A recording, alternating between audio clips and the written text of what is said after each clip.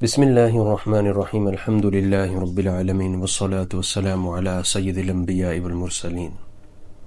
آج کی فقہی نشست میں قسم کے متعلق تفصیلات بیان کی جائیں گی۔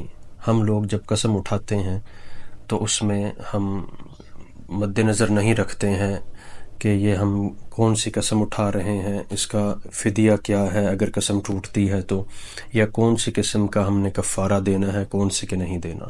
اس لیے سب سے پہلے یہ بات ملحوظ رہے کہ قسم کی 3 قسمیں ہیں: یمین لغو، یمین غموس اور یمین منعقدہ۔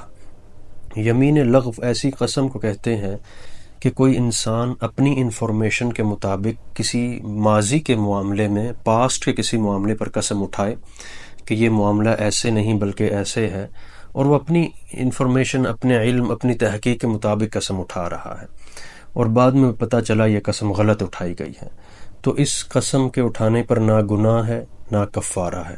البتہ تحقیق سے کام لینا چاہیے، اپنی انفارمیشن مکمل رکھنی چاہیے۔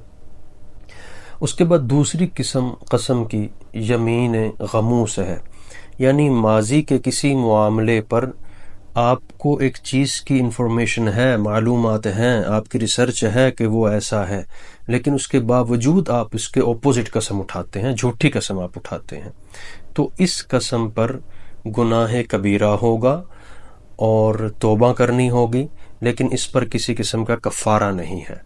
تو معلوم ہوا نہ تو یمین لغو پہ کفارہ ہے اور نہ ہی یمین منعقدہ پہ، نہ یمین غموس پہ کفارہ ہے۔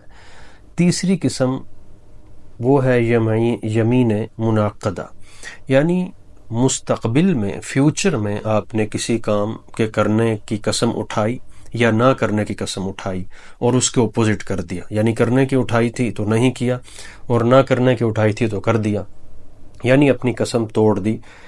اس قسم کا کفارہ ہوگا، اور کفارے کی 3 قسمیں ہیں۔ یا تو انسان اس قسم کو توڑنے کے بعد 10 مسکینوں کو کھانا کھلائے، یا ان کو کپڑا پہنائے، یا غلام آزاد کرے۔ اگر ان تینوں صورتوں پر وہ عمل نہیں کر سکتا کسی وجہ سے، تو پھر وہ 3 روزے رکھے گا، اور یہ تینوں روزے رکھے گا، اور یہ تینوں روزے رکھنا اس پر واجب اور فرض ہوں گے، کیونکہ وہ ان 3 آپشنز پر عمل نہیں کر سکتا۔